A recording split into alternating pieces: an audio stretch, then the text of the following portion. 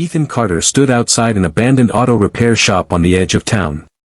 The faded sign hung by one rusty chain, and weeds pushed through the cracked concrete.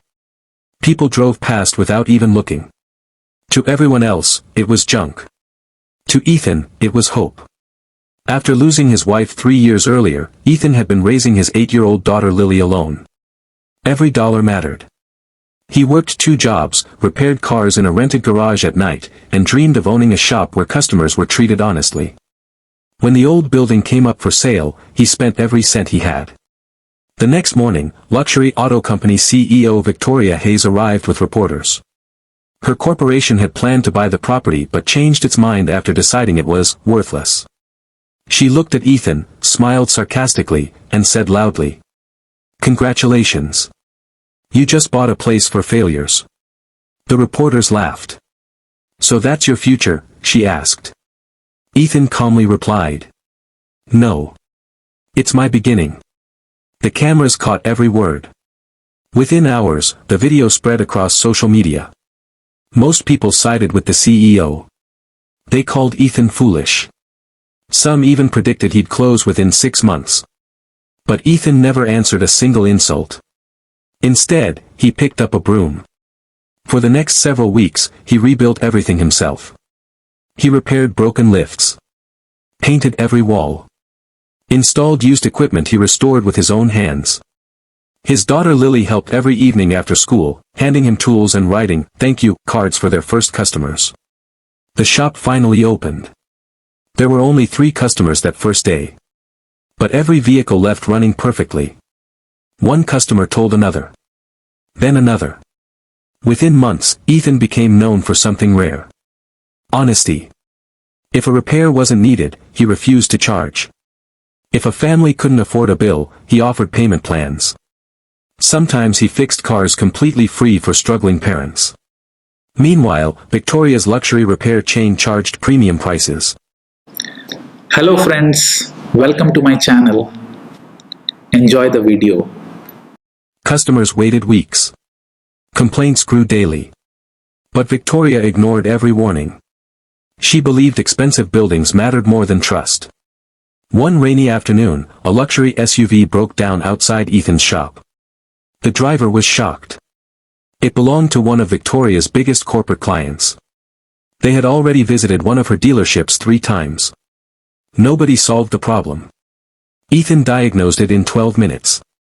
A damaged wiring connector costing less than $20. The client couldn't believe it. "You saved us thousands." News spread quickly through the business community. Corporate fleets began switching to Ethan's garage. Delivery companies. Taxi services.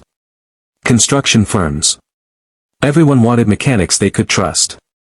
Victoria noticed revenue dropping fast. She blamed marketing. Then employees. Then the economy. But the real reason sat inside a tiny garage across town. 6 months later, Ethan expanded into the empty warehouse next door. He hired mechanics who had been rejected by expensive dealerships because they were considered too old, too inexperienced, or simply not the right fit. Ethan didn't hire resumes. He hired character. Within a year, those same mechanics became one of the highest-rated repair teams in the state. Customers drove hundreds of miles to visit the shop. Television crews featured Ethan's story. The headline read, "The garage everyone called a failure is changing the industry." Victoria watched the interview in silence. She couldn't understand it. They had more money. More locations. More advertising. How was one small garage beating them? Then the answer appeared on the screen. A customer said, "They fix cars because they care about people." That sentence hit harder than any financial report. Soon afterward, Victoria's board of directors called an emergency meeting. Profits had fallen for 4 consecutive quarters. Several major fleet contracts had moved directly to Ethan. The board demanded answers. For the first time in years, Victoria had none. A week later, she quietly visited Ethan's garage. No cameras. No reporters.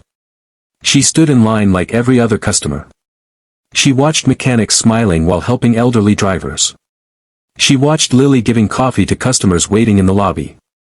She watched Ethan personally inspect every completed repair. Finally she walked over. "I underestimated you." Ethan smiled politely. "You underestimated people." She looked confused. He continued. "You believe success comes from expensive buildings. It comes from earning trust every single day." Victoria looked around the crowded garage. Every repair bay was full. Customers laughed together in the waiting room. Employees looked proud to work there.